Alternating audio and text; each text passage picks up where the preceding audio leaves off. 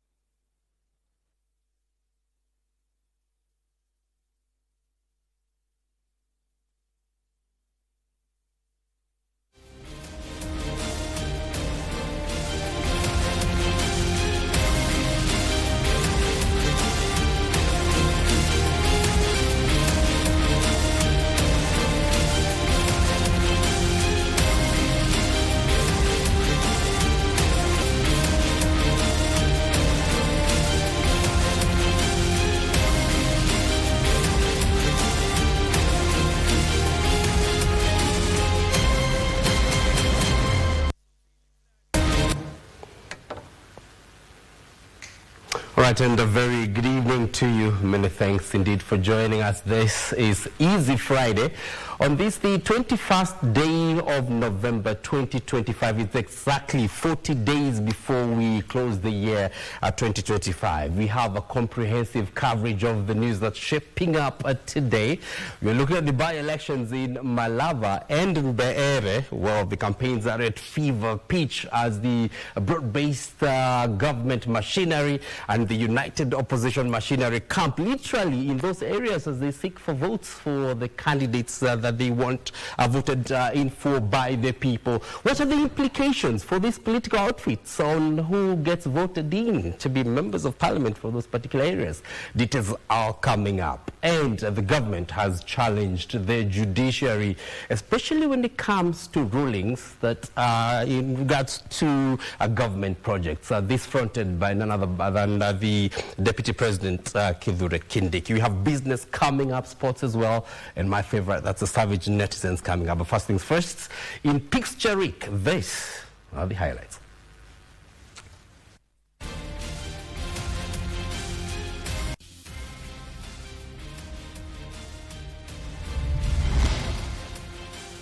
Youth and HIV infections. Stakeholders warn of increased HIV infections among the youth. And there is no dispute on whether the judiciary is supposed to be independent. What we are looking for is clarity on where that independence meets with interdependence. Balance independence with interdependence. DP Kithure Kindiki accuses the judiciary of derailing key government programs.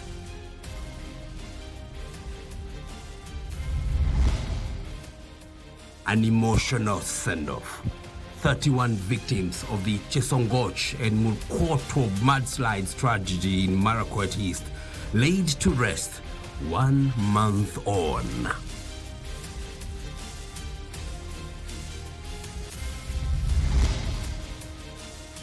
Thirsty Plains, a special news feature on the tribulations of families in arid areas as rivers go silent and fields turn dry.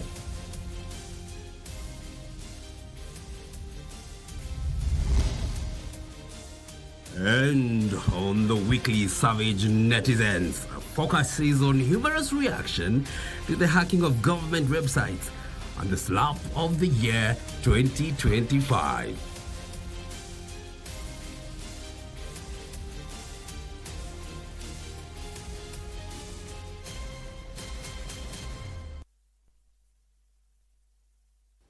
This is Easy Friday.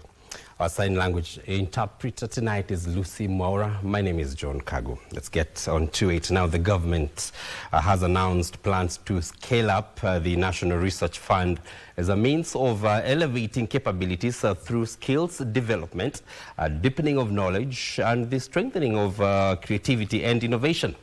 President William Ruto says the increased investment will raise Kenya's research budget to 1 trillion Kenya shillings within the next decade, positioning universities at the forefront of innovation and technological development. He spoke during the third graduation ceremony of the National Defence University Kenya today.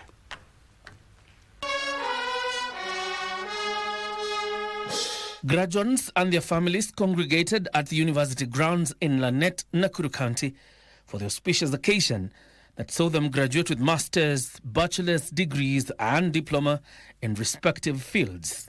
And by my authority and that of the entire university, give power to read and to do all that appertains to this degree. Congratulations. President William Ruto, who presided over the event, announced the government plans to increase the National Research Fund budget from the current 0.8 to 2% of the GDP. We settled on human talent development because our people, the people of Kenya, are the most precious and irreplaceable resource that we have.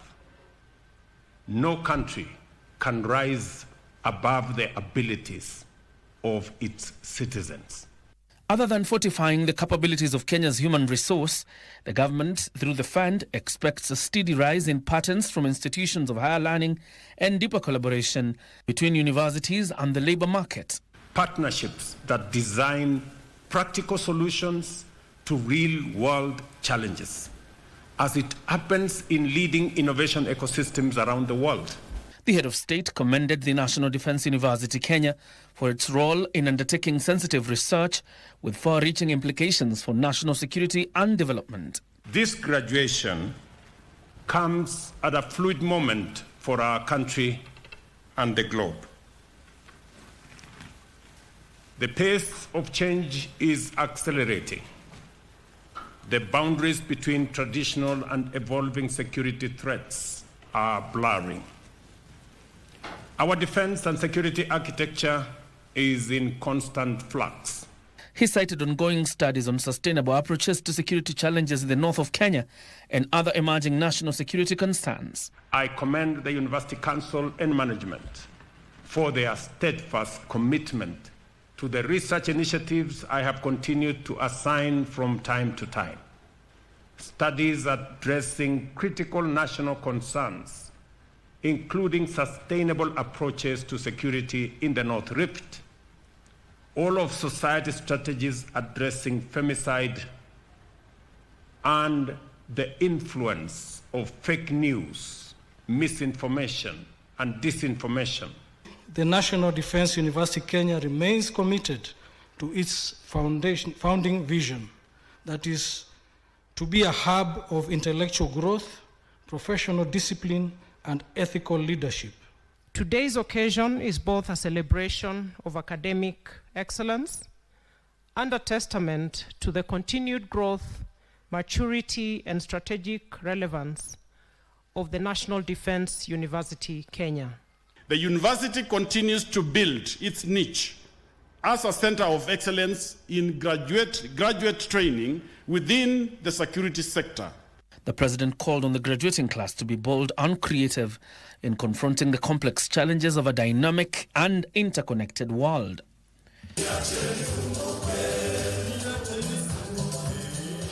John Jacob Curia, Easy Friday.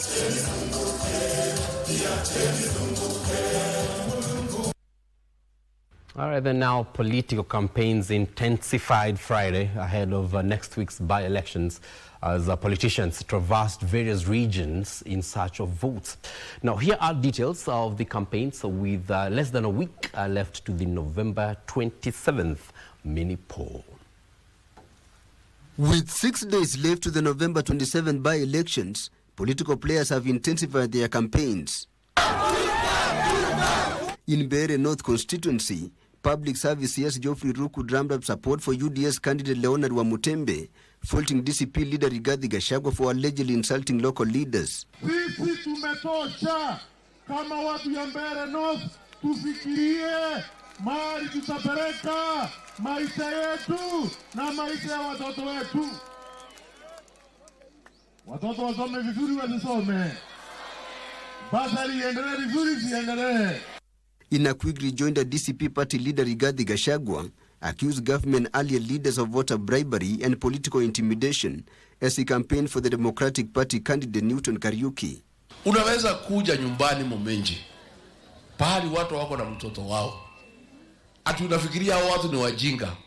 Ati wapatie pesa wasaliti mtoto yao. Huyu Karish, nyinyi mnajua, amekuwa MCA wa Muminji tamu ya kwanza. Akakuwa hapo MCA, akakuwa MCA. Wakati alifanya kazi mzuri, akachaguliwa tamu ya pili. Elsewhere, Maendeleo Chapchap leader and Labour CS Dr. Alfred Mutua accused Wiper Party of plotting to rig the Mumbuni Northward by-election in Machakos County by buying identification cards from registered voters. Kuambia wananchi ya kwamba mnajiweka kwa mtego. Namba za kitambulisho kulingana na ile sheria ya Data Protection Act ni siri yako. And chaos erupted in Malava town, Kakamega County, after supporters clashed with police officers who attempted to stop their meeting. The group, led by opposition leaders Kalonzo Musyoka and Fred Matiang'i, later held a series of mini rallies and convened at Malava Market to drum up support for DAPK candidate Seth Panyako. Watu wa Malava mwanzishe kusema ushindi wa Panyako ni ushindi wa watu wa Malava. Patie nafasi watu waambie si ni kweli. Prime Cabinet Secretary Musalia Mudavadi was in South Kabras and Matsaka, while President William Ruto's personal aide Farouk Kibet and his team visited various shopping centers in the constituency. Mujipange, sisi tunataka Ndakwa aingie kwa kura nyingi. Watu ya Malava ni watu ya amani, si ndio? Watu ya mlembe, watu ya peace, hawataki fujo, wanataka Ndakwa. Meanwhile, IBC said it's ready to oversee the by-elections. Commissioner Lutalala Mukwana says security has been beefed up, warning against electoral violence. Mwanzo maafisa wote wanaohusika na shughuli nzima za uchaguzi washafunzwa. Leo hii inshallah nikitoka hapa tunaenda kuwapa kiapo cha uaminifu, kuhakikisha kwamba kura watazipiga bila kuwa ni wenye fitna na njia za kando kando. Tilio Marco for Easy Friday. All right, now Deputy President Professor Kithure Kindiki wants the judiciary to clearly define the limits of its independence to deliver justice more efficiently and avoid halting government programs meant to change livelihoods. Now, speaking at the Supreme Court here in the capital during the launch of the State of the Judiciary and Administration of Justice report for the 2024-2025 financial year, Kindiki called for stronger collaboration across all arms of government to ensure justice is timely, predictable and accessible to all Kenyans. Now, that report records historic achievements, including a 104% case clearance rate, expanded court infrastructure in all the 47 counties, and enhanced digitization, but warns that progress remains threatened by funding shortages and a widening staffing gap. Ben Chumba has more on that. At the Supreme Court, the country's justice sector gathered for its annual accountability moment. The presentation of the State of the Judiciary and Administration of Justice report for the 2024-2025 financial year. Deputy President Professor Kithure Kindiki urged the judiciary to balance independence with interdependence, warning against interim orders that stall key government programs affecting millions of Kenyans. And there is no dispute on whether the judiciary is supposed to be independent. What we are looking for is clarity on where that independence meets with interdependence. This year's SOJA report highlights major progress, rising case clearance rates, expanded digitization of court processes, and increased access to legal aid through ongoing reforms. Pending cases reduced by 3%, while backlog defined as cases older than 1 year dropped by an impressive 30%, especially at the High Court and the Magistrates Court. But the report also flags persistent challenges, among them case backlogs, inadequate infrastructure, and strained resources in high-volume courts across the country. If there is anything that keeps me up at night, makes me lose sleep, is to imagine that we are going to lose the gains we have made in digitization. Alongside the report, the judiciary launched the Sturge Simple Guide, a user-friendly document designed to simplify complex legal processes for ordinary Kenyans as part of its push for social transformation through access to justice. In a rare moment of institutional alignment, the Deputy President reaffirmed the executive's support for judicial independence while insisting that efficiency, accountability and service delivery must meet the expectations of the Kenyan people. So far, 51 judges have been sworn in. This administration also has facilitated the JSC to recruit 114 magistrates, and another 100 magistrates are currently being recruited, bringing a total to 214 in 3 or 4 years. Ben Chumba, Easy Friday. And on to transition to glory. Now retired Catholic Bishop Philip Sulumeti was buried today in Kakamega, with mourners eulogizing him for his transformative work in education and healthcare. The burial was attended by his family, friends, the clergy, and top government officials, led by Prime Cabinet Secretary Musalia Mudavadi. And Mudavadi, in hailing his contribution through establishment of schools and healthcare facilities, he described the funeral as solemn yet celebratory farewell, befitting a man of unwavering faith. Thousands of Christian faithful and political leaders attended the funeral mass at the Bukungu Stadium ahead of the burial ceremony of the late retired bishop. Prime Cabinet Secretary Musalia Mudavadi, representing President William Ruto, described the late Sulemeti as a man of unwavering faith whose role in drafting of the 2010 Constitution and his commitment to nurturing young people and caring for all was unmatched. The man, the bishop we are laying to rest today, had a tremendous role of contributing to that very Constitution. Kakamega County Governor Fernandez Baraza, eulogizing the late Sulemeti, said the only way to honor him was to ensure education and health institutions he founded do not collapse, urging the government to pay sharp funds to health institutions. And the only honor that you're going to give the late bishop who retired ni kuhakikisha kwamba all those facilities don't go down. Host Bishop Joseph Obanyi and Kisumu Bishop Maurice Makumba praised the late bishop for establishing facilities that have shaped and mentored many over the years. The Diocese of Kakamega is what it is because of Bishop Sulumeti. He carved it from its very beginning, promoting education, health care. Here lies an encyclopedia of the prudent management of the temporal goods of the church. He was well versed in politics, and he understood the importance of a stable, accountable, and transparent government based on a democratic system, and was instrumental in the constitutional review process in 1998. Kwa jina la Baba na la Mwana na la Roho Mtakatifu.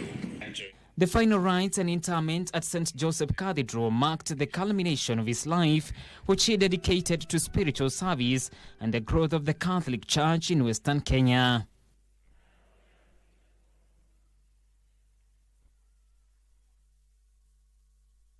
All right, fare thee well, Bishop Philip Sulumeti. And on that point, we take our first break on Easy Friday. When we come back, we have more news lined up for you.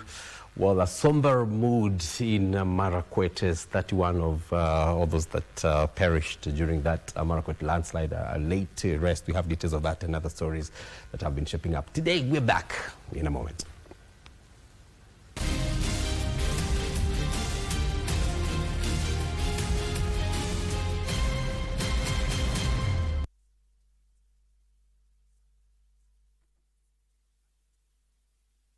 Deep in the arid parts of the country, a silent crisis is turning fields into choking dust. Naendelea na kulima tu ili Mungu anisaidie, sijui mvua itanyesha. Wajua mvua ni yake. Nifanye kazi yangu, nimwashilie ile yake. Sasa hii ng'ombe zikiisha, jamii ya Wamasai wote wamefeli kimaisha. Nilikuwa na ng'ombe 100. Sasa niko na 20 imekufa.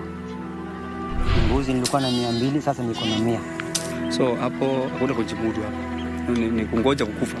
Join me, Yusuf Farah, from Friday to Sunday at 9 p.m. on KBC Channel 1 as I bring you Triple Effect of Drought.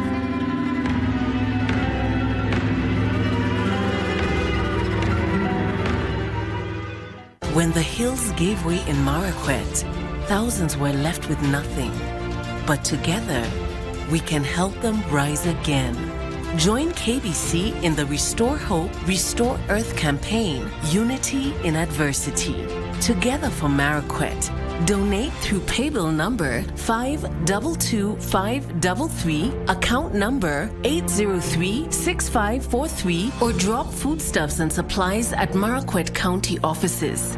Every shilling, every tree, every act of kindness counts. KBC, bringing Kenyans together. Are you a talented artist? Or are you passionate about a topic you want to discuss? But money can be very hard to find for an upcoming artist. Don't worry, Studio Mashinani has got your back. Sign up on ajira.co.ke to book a session with our music and video producers across the country. Work on your music, jingles, spoken words, and even podcasts to realize your dream. All for free. Studio Mashinani, Radani Talent.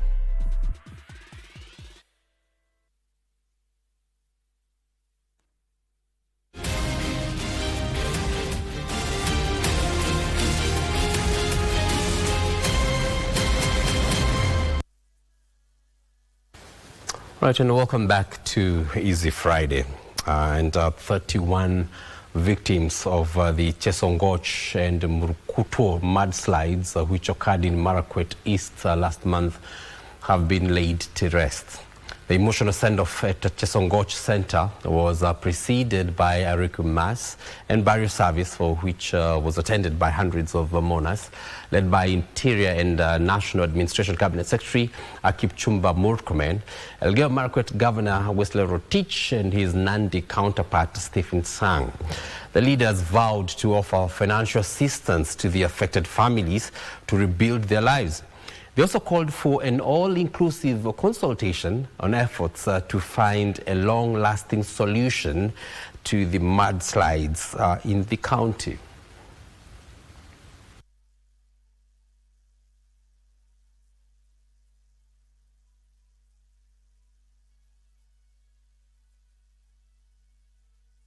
Kila kitu ilichangwa Nairobi na ile imechangwa kwa nini akaunti yote iko kwa account. Baada ya hii tutakutana ndio tusaidie nayo families wale walipata shida.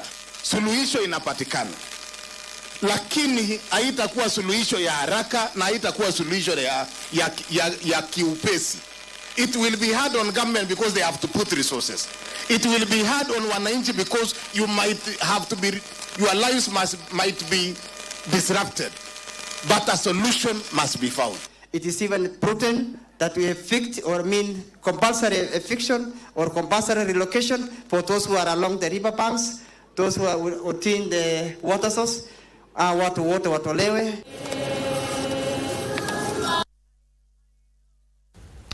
May they rest with the angels.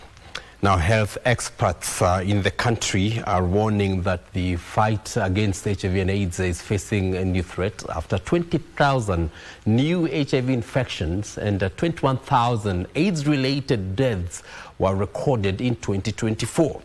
Speaking in Nairobi ahead of this year's World AIDS Day celebration, National Syndemic Disease Control Council CEO Douglas Bosire said the country must urgently prioritize adolescents, youth and mothers to end AIDS by the year 2030. 3, 2. Kenya's HIV response actors met in Nairobi on Friday during the launch of awards to recognize journalists' contribution in the war against HIV/AIDS in the country. Speaking at the event, National Syndemic Disease Control Council CEO Douglas Bosire sounded an alarm over what he termed the worrying increase in HIV infections among young people. 41% of the new HIV infections among adults in the year 2024 was among 15 to 24.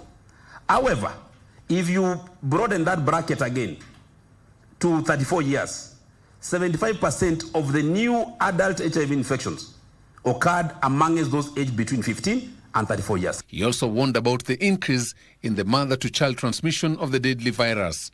In fact, you have 7 counties up there, up north, who had mother-to-child transmission rates of above 20%. Let us claim the HIV narrative, elevate the national conversation, and together achieve the goal that we need to end HIV, particularly among adolescents and young people, and to the future we desire of an AIDS-free generation. Speaking at the event, NASCOP head Dr. Andrew Mulwa said Kenya's HIV response systems were highly hampered this year following disruptions in donor-supported supply chains and drug delivery. He emphasized the need to move away from fragmented HIV, TB and malaria services towards a unified system which offers patients comprehensive care in one location. As a Ministry of Health, our primary responsibility is to develop guidelines, standards and policies for management of HIV. Currently, we are reviewing our treatment guidelines, and this year's guidelines are not just guidelines for HIV. Joseph Ohungu for Easy Friday. That's the microsite. All right, now the government is running a comprehensive development program in Nyeri County to construct new bitumen roads, fresh produce markets, and connection of more households and businesses with electricity and water.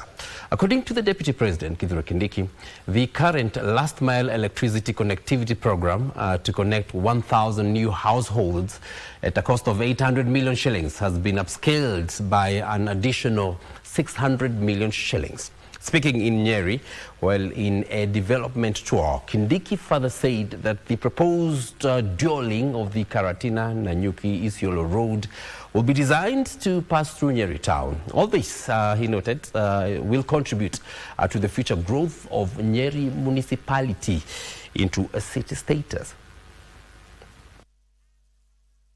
Na ndio maana natia bidii kuenda kwa maofisi kutafuta maji, kutafuta stima, kutafuta barabara, kutafuta pesa, nikuje tufanye kazi. Kazi inaendelea Madhina jameni ama haiendelei? Kazi inafanyika ama haifanyiki? Kwa hivyo nataka niwahakikishie mahitaji yenu yote ya maendeleo, kwa sababu mko na mjumbe anajua kukaa vizuri na wale wako kwa vyuo vya serikali, ndio akamue kwa watu wake wapate ile wanahitaji. Hata ile bado hamjapata itapatikana, kwa sababu tuko na heshima na mheshimiwa wa Mungu.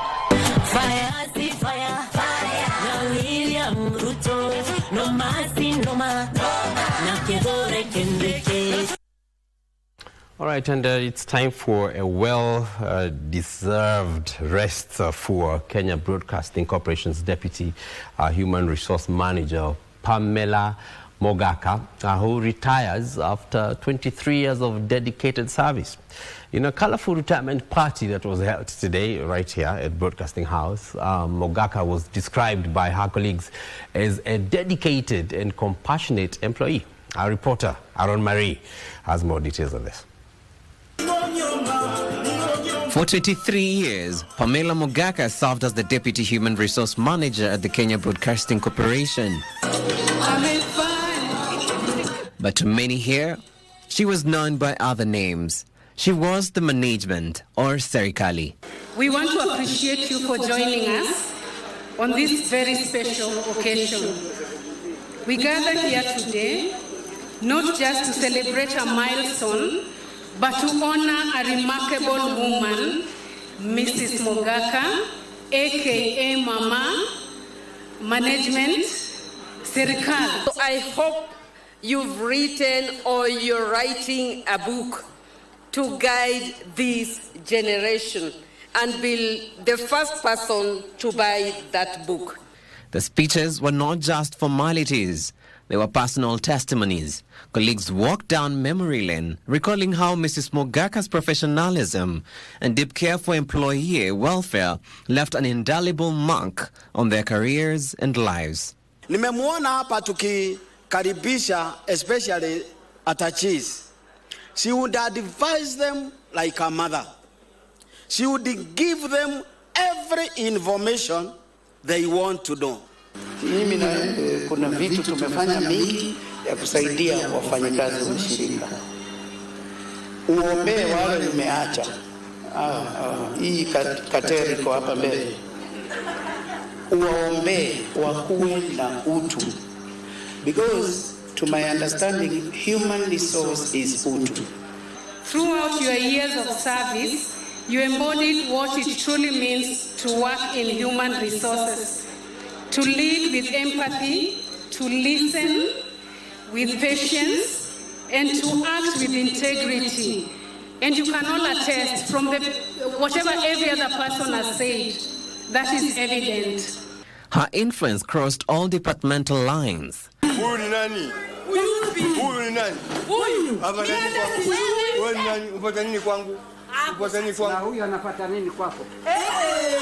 The Friends of Drama team, whom she supported for years on the popular Vituko show, presented a special skit, a testament to the partnership she built across the corporation. In a symbolic gesture, the HR department, which she led with distinction, presented her with the crown. So in my profession, I was told how to be a human being. And believe you me, I've tried my best to be that human being. It is, even the Bible says, do good, whatever your hands find to do, do it with all your mighty. That is Solomon. As the ceremony culminated in song and dance, it was clear this was more than a retirement party. It was a celebration of a life of service, a career defined not just by length, but by its profound depth of impact. A leader who proved that the most important resource in any organization is and will always be its people. Aaron Marie, Easy Friday. Well, and congratulations are definitely in order for Pamela Mogaka, aka Management, aka Serikali. I wish you all the best in your future endeavors. Moving on, detectives from the Anti-Terrorism Police Unit, that's the ATPU, have arrested a woman suspected of supporting a terrorist network in Isli here in Nairobi. 30-year-old Ashok Kasim Hassan was nabbed during an intelligence-led operation at her hideout along Major Moreithi Street. Now, police recovered her passport and mobile phone, which are now being examined by forensic analysts to establish any links to a wider terror network. Hassan is now in custody as investigations continue ahead of her expected arraignment in court.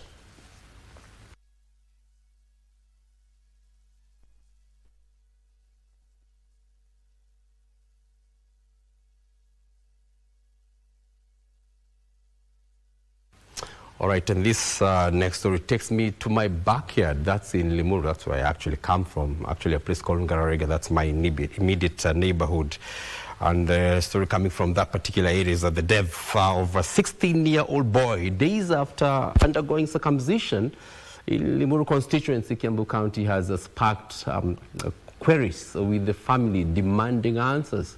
The grief-stricken family of the late Victor Kimani say the men entrusted to guide and monitor his healing process have since gone into hiding as police begin investigations into the cause of that particular death. Shock and grief hangs over Ngarariga village, Limuru, Kiambu County, as residents try to come to terms with the sudden death of Victor Kimani.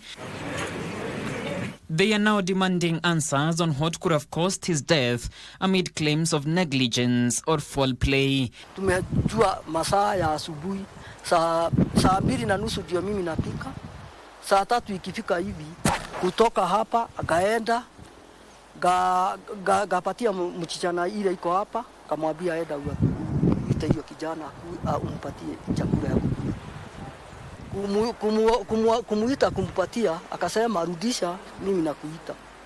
Akarudisha. Vijana wa huku kwetu wametairia karibu wote huku. Kwa hivyo hatujaiona kitu kama hiyo imetokea.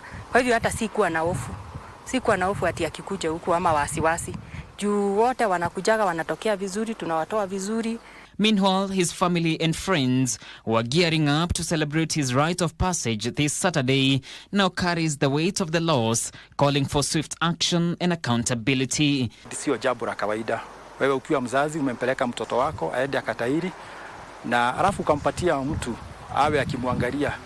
Lakini huyo caregiver sasa anakuwa badala ya kuwa ni yeye anamsaidia mtoto, anakuwa sasa ndiye anamletea uchungu na ikafikia hata mauaji kama ambayo tumeyapata katika sehemu hii.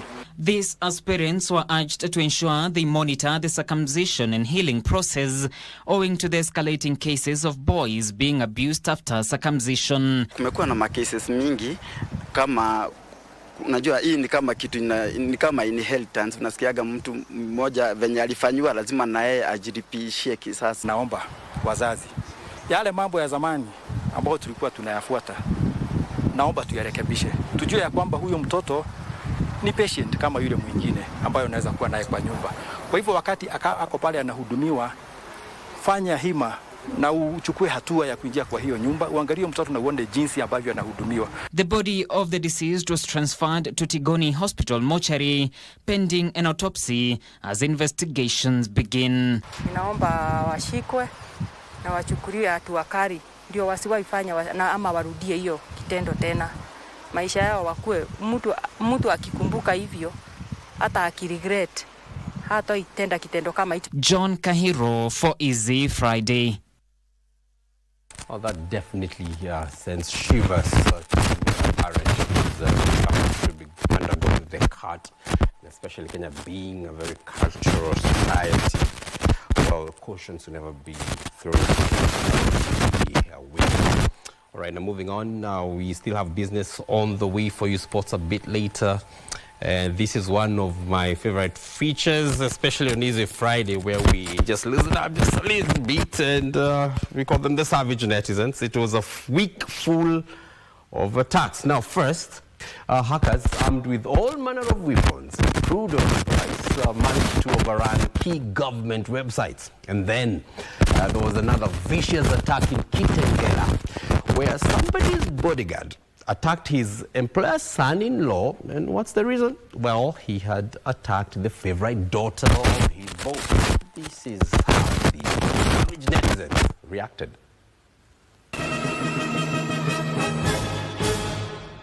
How safe are you from the savage netizens who can hack into your supposedly secured accounts? Let's find out. Seems the government was hit by the unexpected after hackers targeted several government systems and held it hostage for almost the entire day. I don't want peace. I want problems, always. At this rate, it just feels like the attack was rather expected. Yeah, sasa si ni hivyo. Elricky without fear wrote, "This is awesome." Oh my God! Wow! Idambiza Chikili, huyu alikuwa ameboeka tu. Well. But for the ICTCS Kabogo, it seems his luck to escape the netizens' brutality just keeps evading him. For when the attack happened, he still found himself getting cooked by the netizens. Yoko interpreting his thoughts after he presumably heard that the accounts had been hacked, wrote, "Wametumia panga au machete kuhack." Mayhem, we are under a cyber terrorist attack. Kabogo's answer, how terrorists wako cyber gani washikwe? What are you saying, man? What are you saying? What is he saying? But hold up, cause just when you think you have seen it all, lo and behold, more drama unfolds. Mike Sonko's bodyguard caught the attention of many netizens after he let his inner thoughts win and he delivered what might qualify for the slap of the year while confronting Sonko's son-in-law who had allegedly physically abused Sonko's daughter.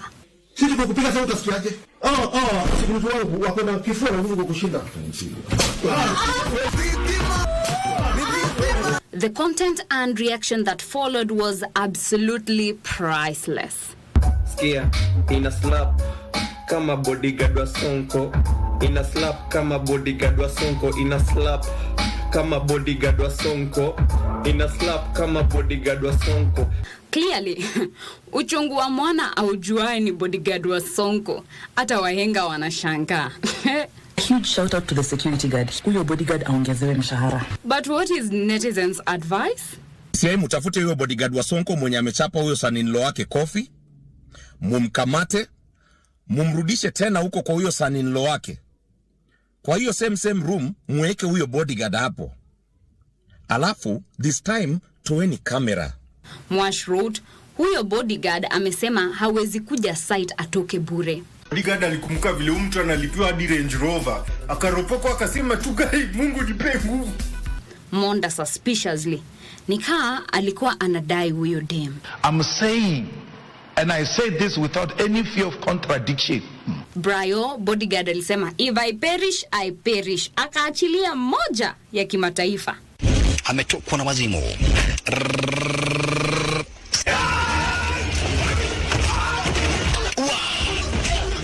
Nyarkisa, kofi ilitoka Kenya Power.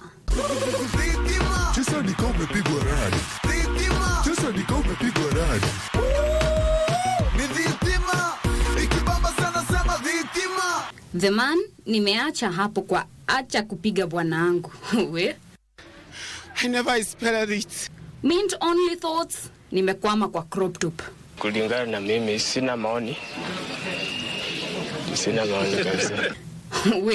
Too much to handle, so how about we unwind with this week's banger? Friday, I am Teresa Mutai.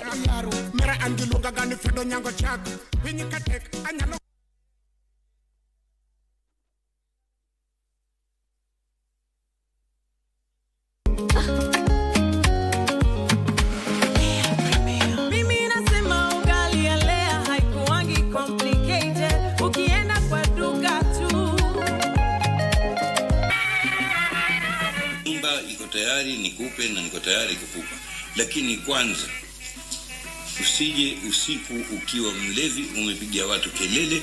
Siwezi nikuambia na kuletea mtu wa wasiwasi na kuletea mtu wa kisawasawa. Ukiwa umekopeshwa una haki ya kufanya nini? Ya kulipa. Na usipolipa wajenga uadui au ndani. Na ukikaa ndani ya nyumba kama wewe hulipi kodi utakuwaje? Mwezi wangapi huu kodi sipati na kwa nini silipwi? Kwani mpaka sasa maarifa ya kulipa? Unabai, unapika, unashiba. Lea Premium. Lea Premium Flour, nurturing the world. Available in a store near you. I am now an Indian. Please don't tell me I'm Kenyan. I'm not Kenyan. Mr. and Mrs. Mukesh. Namaste. My name is Chetna Mukesh Desai. My name is Mukesh Desai. I'm Kenyan born. And I was born and brought up in India, Mumbai. We met today. Tomorrow we got engaged. Mr. Mukesh, now this girl was brought to you. You don't know her, right? At that time, I didn't know her personally. So at that time, the girls didn't have much choice.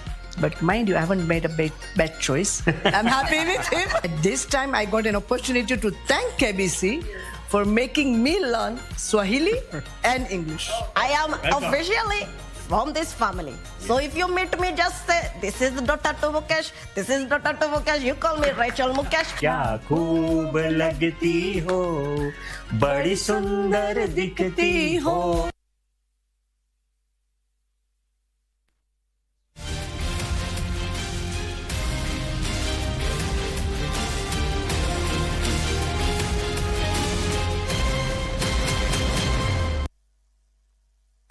All right, you are watching Easy Friday. Let's head over to the counties now. And one person died and 3 others were seriously injured this morning after the driver of a lorry they were in lost control, ramming into another stationary vehicle at Nyamitembe along the Isibania-Migori Road in Migori County. All these and other stories in our county news roundup. The lorry was heading towards Migori. According to residents, the incident adds to the long history of repeated fatal accidents in the area, which they describe as a danger zone due to speeding and lack of adequate road safety measures. Tunaomba wizara yenye inahusika na mambo ya barabara waingilie kati, tumepoteza watu vya kutosha. Elsewhere, a delay in the number of people seeking to be cleared as refugees and asylum has affected the process of acquiring legal documentation, with the situation worsening due to lack of funding and the tedious process by the Department of Refugee Services. Refugees are not really asking for special treatment.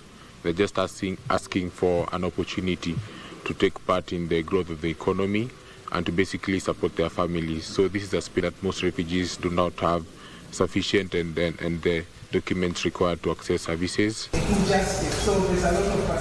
Meanwhile, the North-Eastern Regional Commissioner John Otieno has underscored the critical role of the Regional Multisectoral Coordination and Cooperation Forum, noting that its collaborative model has become central to strengthening peace and security across the region. Sometimes now, we have witnessed peace and stability in the region. The work we are doing together with the members of the community and all the elected leaders have yielded fruits. Separately, elders of Kiama in Kiambu County have called upon Kenya Forest Services and the Ministry of Culture and Heritage to enact policies that will help in safeguarding and protecting indigenous trees. Tuomba Ministry of Heritage watupatie mahali iko hii miti yetu ya mugumo ili tuwe tunaenda kuombea hapo, ni kwa sababu ya kizazi kijazo. Still in Kiambu County, residents of Githunguri sub-county have called on the government to intervene and have water supply in the area be reconnected following a 2-month disconnection by Nairobi Water Company. Hii shida tumepitia kama miezi 3 sasa inaelekea. Na tukipata mtu wa kutusaidia tutafanya nini?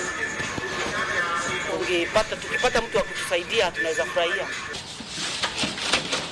And as Kenya's Certificate of Secondary Education exams comes to an end, student pregnancies in Kajiado County has significantly dropped, with the county recording only 12 cases of student pregnancies compared to last year, when 26 students wrote their exams while expectant. This is arising because of the sensitization and capacity building and engagement of our teams down there, so that we are able to support the child. Finally, more than 1,200 artisans from various fields across Laikipia counties, 11 vocational training centers are set to graduate before the end of the year. According to Governor Joshua Irungu, Most of the graduates have already secured opportunities in the ongoing affordable housing projects within the county. Ningetaka kuhakikishia wazazi wetu ya kwamba wale wengi wamekuja kusomea hapa tayari wamepata kazi. Wameajiriwa kama kinyozi, wengine wameajiriwa kwenda kwa ufundi na zaidi sana kwa hii affordable housing zile zinaendelea. Lois Akini, Easy Friday. All right, now our reporter Yusuf Farah has been in Oloitoktok, has covered an issue that's happening in that particular area. Now, the pastoral communities in Loibor Soit and Njukine villages in Oloitoktok town, Kajiado County, are sounding the alarm over the failed short rains leading to the drying up of seasonal rivers, barren grazing lands and withered farm produce.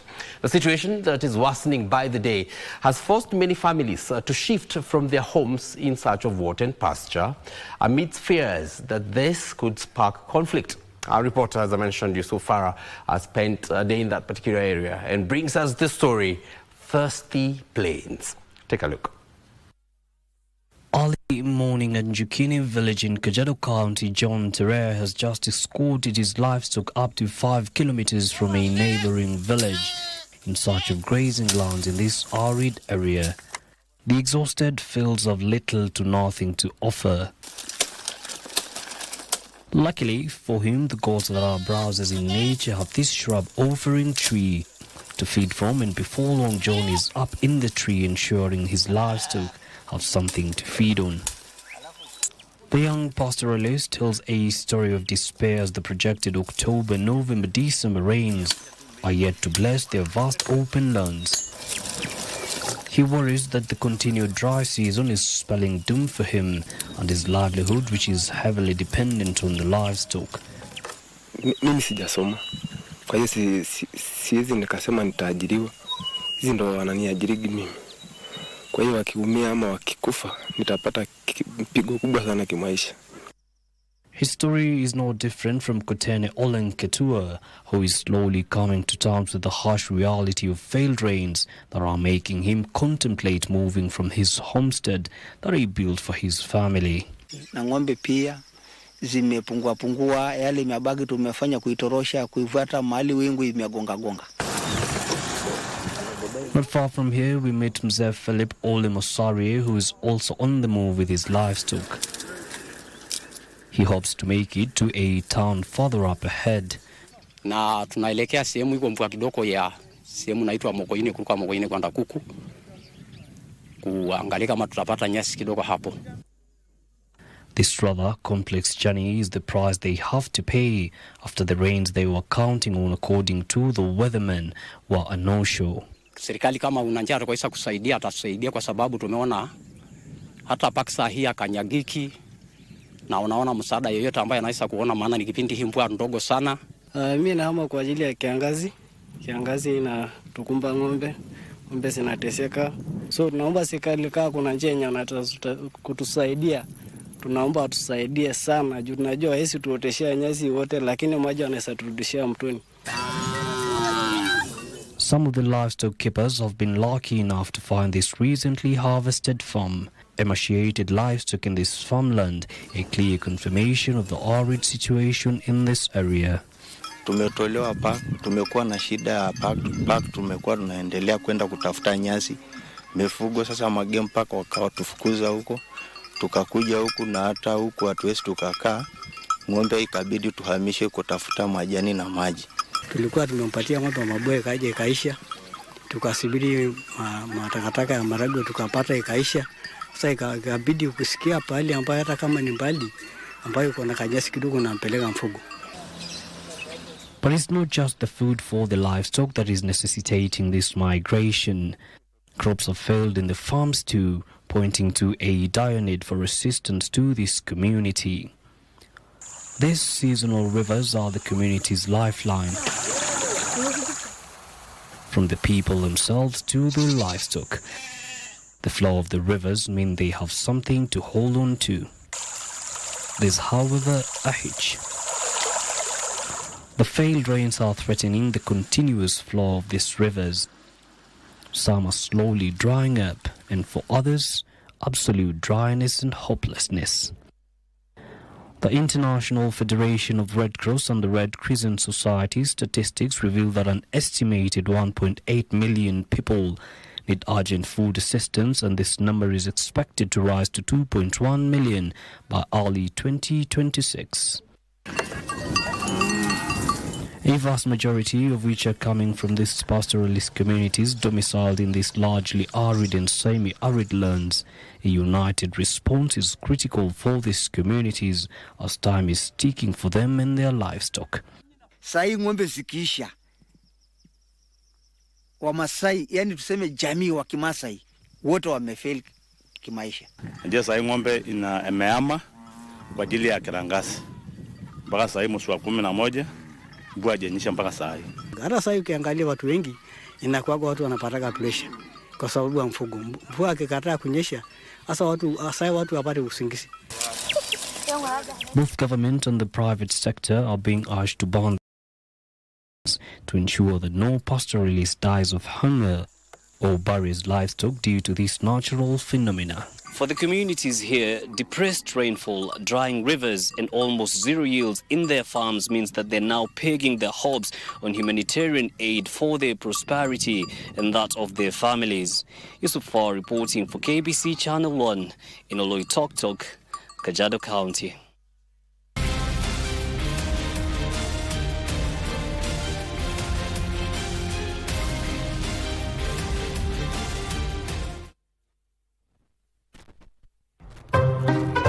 For charity, dial star 419 hash.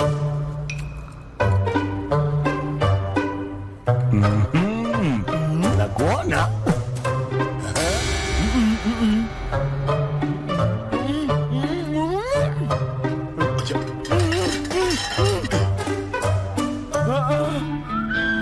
Kuja hivi sasa.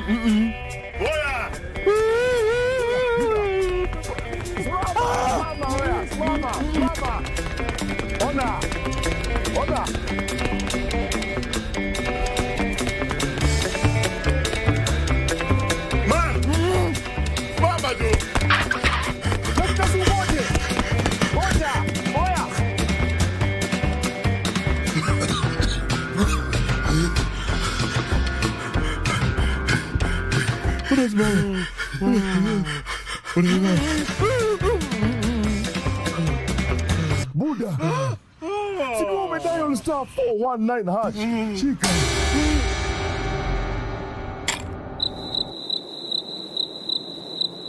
Yani hujui kwa option 3 kuna Pro Box. Pro Box. Usisahau kwa star 419 hash. Option 3 iko Pro Box ya bahati. Na ikikuangukia, ufunguo utakufikia mahali popote ulipo. Usisahau.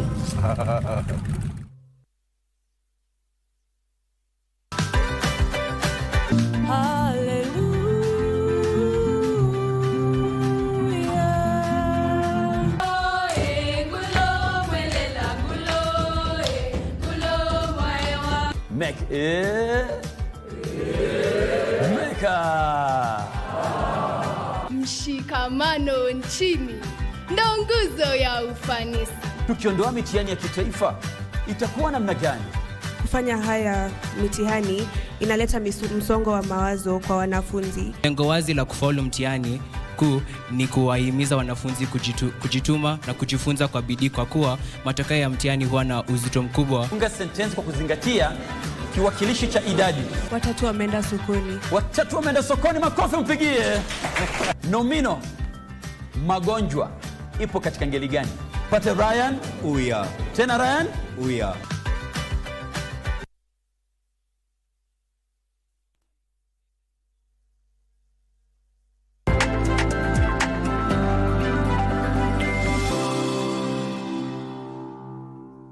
All right, welcome to Easy Friday Business. All right, now the government is in the process of quantifying losses incurred this week due to cyber breaches for some government portals. Broadcasting and Telecommunication Principal Secretary Stephen Isaboke says preliminary reports indicate that the hackers were planning to breach all government websites, but interventions from the Communication Authority of Kenya thwarted their efforts. A research supported by the United Kingdom government shows that 30% of criminal activities in Kenya and the East African region are carried out in the cyberspace. The United Kingdom is collaborating with the Kenyan government to fight cybercrime. And that's why it's so important to work internationally, because these are crimes that don't pay respect to borders, they're transnational crimes. And it's why we see the UK sees its partnership with Kenya as being so important, one that is open and trusting and where we can have conversations about where is this criminal activity coming from, what is its nature, and therefore what are the kinds of responses that we need to put in place. This comes in the wake of cyber breaches experienced this week that targeted portals of some state agencies. We haven't certified or sort of quantified the extent of loss, but anytime you obviously have an outage, there's a loss of time, there's a loss of resources, and obviously a loss of opportunity to actually have done economic activity. Regulations governing the cyberspace are being reviewed to enhance the fight against cybercrime. Kenya is actually totally switched into a digital economy. So the number of touch points, the users of sort of digital platforms across the country, from government services such as e-citizen, to basically education, to health, everything is going digital. And with all those touch points and platforms, then it opens our space actually for attack. And hence the reason why we're actually building capacity. The public-private partnership model is being employed to strengthen the fight against cyber attacks. That's why we want to work so closely with our Kenyan partnerships, with the Communications Authority, with the Ministry, to tackle that threat, and it's why it's great here. They were speaking in Nairobi at the ongoing 2025 National Cybersecurity Conference. Benson Rioba reporting for Easy Friday. All right, now Kenya's economic framework is set to undergo major changes expected to streamline regulation, strengthen corporate governance and constitutional clarity. Now, this is after President William Ruto assented to 3 bills, namely the Capital Markets Amendment Bill, the Government-Owned Enterprises Bill, and the Provisional Collection of Taxes and Duties Repeal Bill. The Capital Markets Amendment Bill hands the Treasury Cabinet Secretary new powers to set shareholding limits for brokers and fund managers. This move is aimed at boosting flexibility and aligning Kenya with global best practices. The Government-Owned Enterprises Bill restructures state corporations into public companies under the Companies Act, tightening governance with independent boards, performance contracts and incentives to safeguard sustainability. The Provisional Collection of Taxes and Duties Repeal Bill cleans up the statute book, scrapping a 1950 law declared unconstitutional to reaffirm that only Parliament can impose taxes.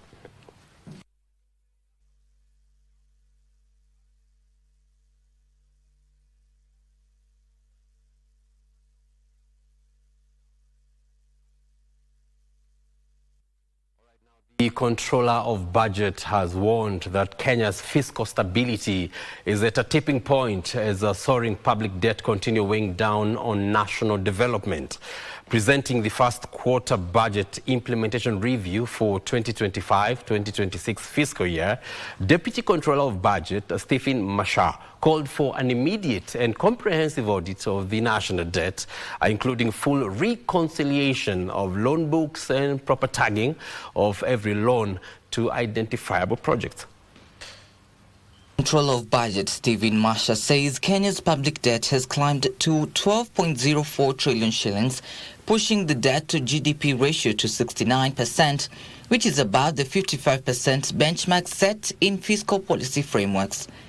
Masha says debt servicing is now consuming 87% of ordinary revenue, leaving limited fiscal room for development, which accounted for only 16% of total spending during the months of July, August and September this year. The government should implement comprehensive audits of the debt procured, utilized, and also assess its sustainability.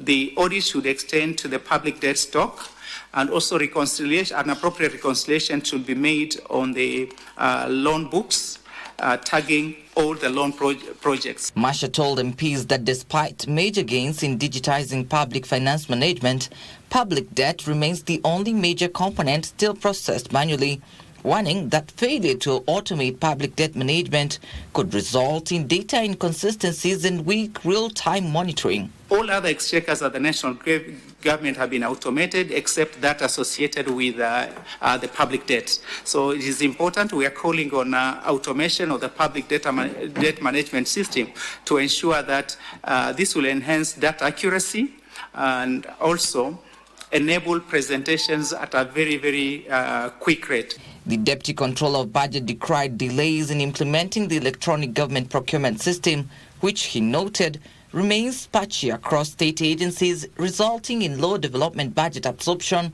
which stood at 11% of the annual target during the months of July, August and September this year. We are looking at EGP has been a disruption in the normal way we do business. So because of that, a number of officers were on the learning curve, and that delayed some of these procurement actions and therefore occasioning this drop. Trevor Ngendo for Easy Friday. All right, now the head of Rendeavour Group in Kenya, Preston Mendenhall, is urging Kenyans to purchase homes through off-plan arrangements. Mendenhall says the model allows buyers to secure property at significantly discounted prices. Now this is compared with complete units. Speaking during the launch of Porini Point Apartments, Mendenhall said great adoption of off-plan buying could help developers accelerate housing delivery in the country.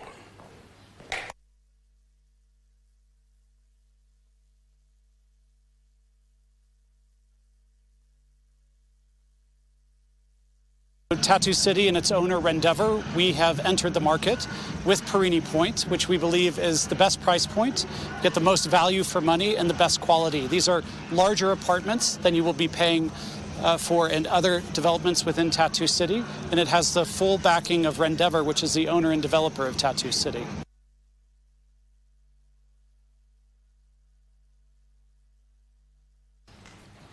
All right, from buildings and houses to the farm, and farmers in Machakos County have reported a significant increase in their yields after receiving training on pest control.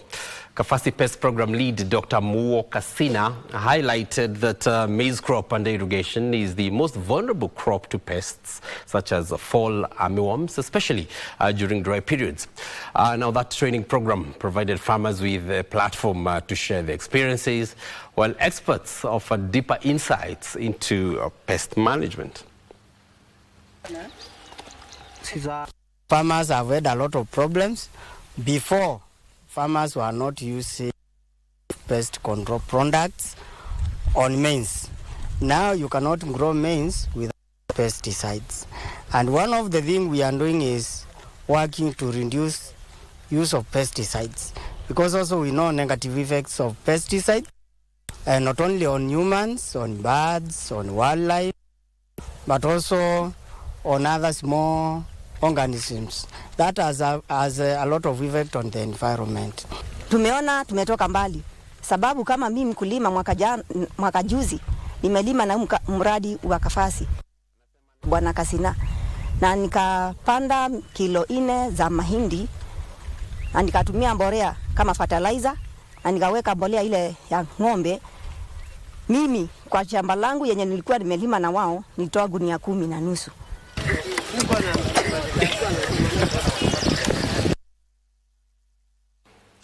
All right. right, and we will be having sports news coming up in a bit with Bernard Okumu. But just before that, we need to end up on business this night. That's the Easy Friday business and a consultative meeting between government agencies, community leaders, and landowners in Kangemi and Dagoretti signaled a shift toward coordinated planning of the river system in Nairobi. Nairobi River's Regeneration Program Project Manager Kago Njoroge says that the regeneration effort will introduce a more predictable regulatory environment by using scientific methods to identify the true high water mark and riparian boundaries. The session at the Nairobi Rivers Commission boardroom brought together MCS from Dagoretti, Kikuyu, Kiambu, Kangemi and Ruta wards alongside landowners whose property border the river network. The meeting focused on creating shared ground around riparian regulation, land rights and implication of the special planning area framework. The biggest tragedy is tunachafua maji kutoka kwa source. So hii maji tunaona ni black. Sisi ni source of the river. People thought that their land is being taken away, and Nairobi Rivers Commission is very clear that it is not a land expropriation process that is happening here. So I think it is very clear now. We only need to go to the ground, like the chairperson has said, that we do the nitty-gritties and the specifics of each area. The pressures of inadequate water system, uncontrolled construction and polluted waterways have created economic drag, inflating housing costs, affecting industrial productivity and distorting the real estate market. Stakeholders at the meeting acknowledge that Nairobi's long-term competitiveness now hinges on resolving these systematic challenges. Nairobi Rivers Commission Chairperson Bishop Wanjiru said laws governing the regeneration process will be reviewed. Tumeongeleshana watu wa Dagoretti South, Dagoretti North na Westlands. Tumeongeleshana na sana sana hata jamii ya Kangemi. Tumeongeleshana kuhusu kazi ambayo inaendelea kwa mto, siwa ambayo inajengwa kwa mto. Na tukiongeleshana hivyo, tumeongeleshana na community, tumesikia malalamishi yao na sisi tukatoa mawaidha yetu na pamoja na wa MCAs wa hizi area tukakubaliana vile hii kazi na mikakati itawekwa na vile itaendelea mbele.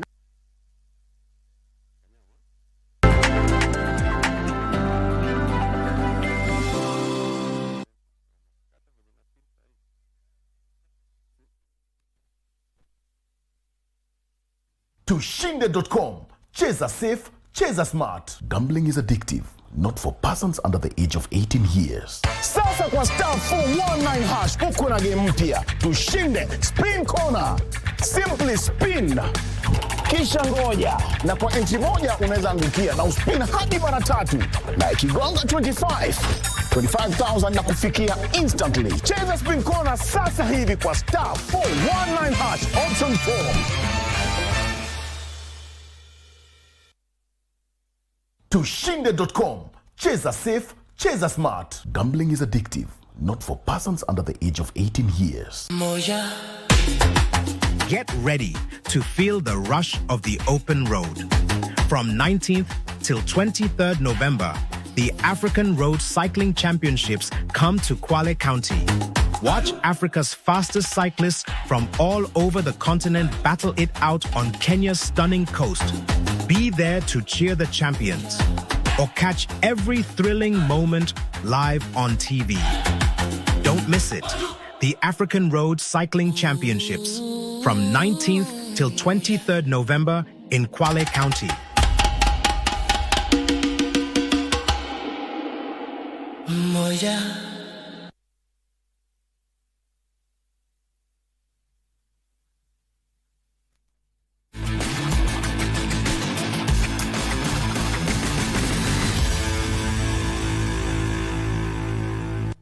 And thank you for staying with us. It is time for the latest from the sports desk with me, Bernard Okumu. Let's begin with cycling in Kwale County, where Diani's Kwale County locals have urged the government to host more international sporting activities in a bid to boost tourism through sports in Kenya. They expressed their views during the ongoing African Road Cycling Championship, where Algeria's Bachelgem Saad led his compatriot Alal Abdella to a duo sweep in the men's youth 42-kilometer elite race. Kenyan Gishuhi James finished 13th. Frederick Mwoki reports from Kwale. 2, 1. So the African duo of Dons Brandon and Janse van Rensburg showed an impressive performance and claimed the 14 kilometers boys elite category race during the ongoing 2025 African Road Cycling Championship. Brandon finished in the first position after timing 16 minutes 29.226 seconds, followed by his counterpart Rensburg, who clocked 16 minutes 38.78 seconds. Mauritius Maya Henry settled for the third position. Kenyan Kimani Wangai finished 10th. In the girls category, South African young Lucy claimed the title in 18 minutes 34.44 seconds, ahead of Mauritius Albans Aureli and Rwanda's Nirere Savelin, who were second and third respectively. Locals have expressed their excitement for the government hosting the continental event, saying it is a major boost for the country's tourism sector. It's a good idea because unaona kama leo ni nchi tofauti ziko hapa katika mashindano, so at least people get to interact, they share ideas, so I think it's a good thing. Pia ningefurahi kuona watu katika like kama Nairobi, Mombasa akijitokeza kwa wingi kuja Kwale na kuona venye Kwale iko. Kenya is being represented by 43 cyclists in this year's edition of the African Road Cycling Championship. And despite the Kenyan team receiving stiff competition from their opponents, the team is optimistic of showcasing a sparkling performance as the battle for supremacy continues to take shape. Reporting for Channel 1 Sports from Diani, Kwale County, my name is Frederick Mwoki. Elsewhere, Sports Cabinet Secretary Salim Mvurya has lauded the Kenyan team taking part in the ongoing Africa Road Cycling Championship, despite the team now finishing in the top 5 positions in various categories for both boys and girls so far. Mvurya, who was speaking during an award ceremony for the Algerian team, which clinched gold and silver in the men's youth 42-kilometer race, said the government will continue using different sporting activities to boost sports tourism and empower young, talented athletes to prosper in their sporting careers.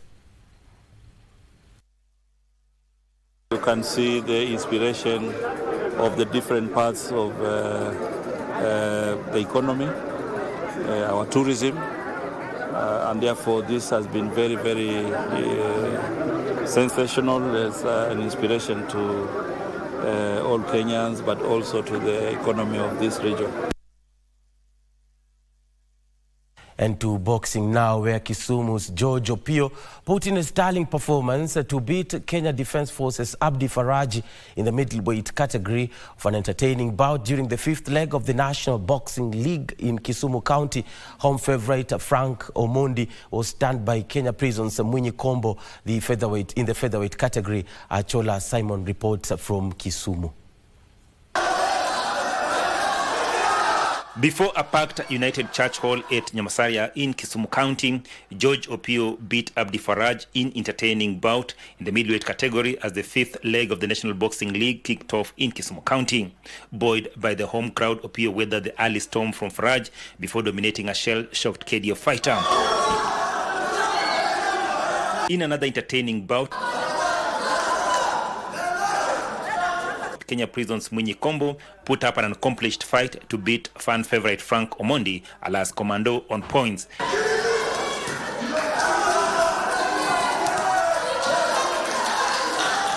The heavy-hitting Omondi found it difficult to dominate the nimble-footed Kombo, who showed his class as he outgunned his opponent to clinch the bout on points. KDF boxers dominated in all categories.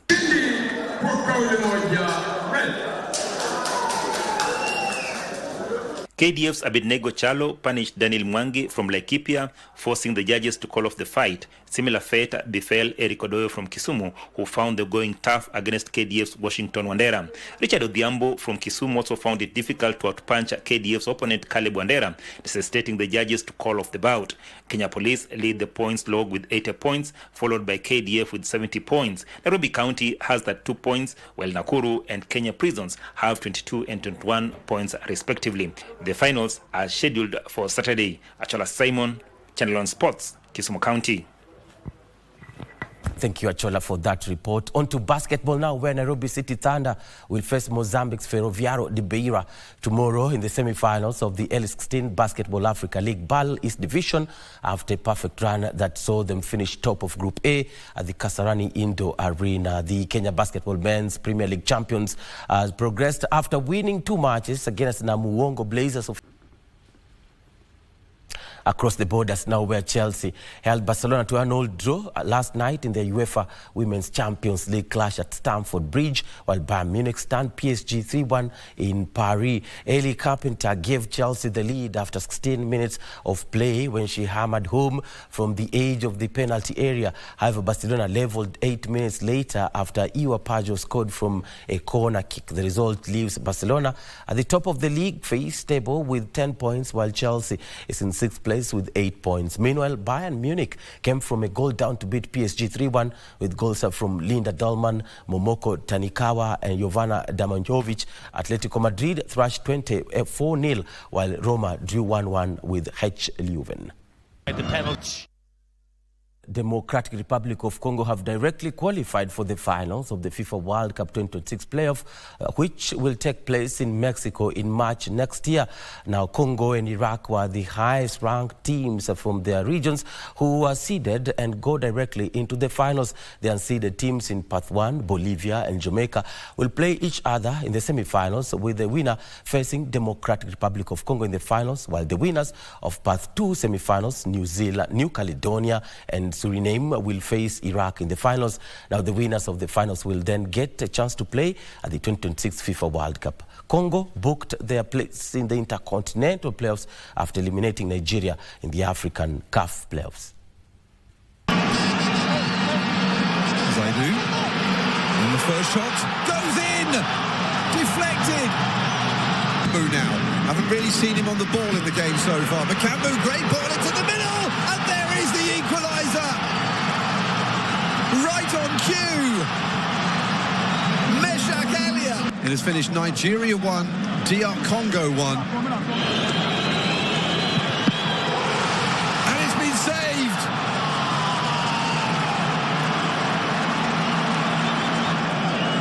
And of course, it's the captain, Chancellor Mbemba, the man who scored the semi-final winner against Cameroon.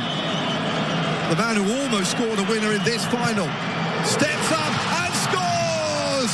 And the Democratic Republic of Congo have made it into the Interconfederation playoffs. And just remember that the national under-17 team did beat Rwanda 2-1, bouncing back from their 1-1 draw in the opening match against Somalia to register their first win in the ongoing Sekafa under-17 AFCON 2026 under-17 qualifiers that's ongoing in Addis Ababa, Ethiopia. They face Ethiopia and South Sudan. South Sudan will be the first on the encounters, or rather on the schedule. That's on Monday. Then they'll play Ethiopia on Thursday in their final Group A matches of the ongoing under-17 of Sekafa region AFCON qualifiers. Remember, the winner, 2 teams that get to the final, will qualify to represent the region, the Sekafa region, that is in the finals of the 2026 under-17 AFCON. That's next year. That's how we put a cap on sports this lovely evening. Thank you so much for watching. I'm Bernardo Kumu, and you back to Kago and DJ Coljax to bring a cap on today's edition. But remember, Coljax will be going on with doing his thing, and maybe this question goes to Kago and Coljax. Maybe what are we getting down to, as Kenyans say, kuanguka nayo? What are we anguka nayo? Well, it's a Friday, and it's a disco funk. Well, literally kuanguka nayo, but from back in the day. DJ Coljax in studio, and plenty lined up for you tonight. Just looking at the playlist over there, seeing some Lisa Stanfield over there. Yes, of What course. else are we playing tonight? We have lots of music from MC Hammer. I can see James Ingram on my playlist. London Beat, fans wa London Beat, najua mnanisimbanga sana kwenye comment section. Mango mazao ziko kadhaa. Sister Sledge, Heavy D, Real to Real. I mean, the playlist is endless, so it's standby, vibes on vibes on vibes, maze. That Sister Sledge is it We Girl Family? Is that the song, right? Iko ndani pale kwenye playlist. Yes, of course. Good stuff happening kuanguka nayo from back in the day. That's disco funk by none other than DJ Coljax. On behalf of the team, we put a cap on the first part of Easy Friday. That's why we brief you on the news that's been shaping up today. The Able production team led by Mr. Hemstone, who is behind the scenes. Our sign language interpreter for tonight has been Lucy Mwaura. On behalf of the whole team, my name is John Kago, ready to get down. Good night. So long.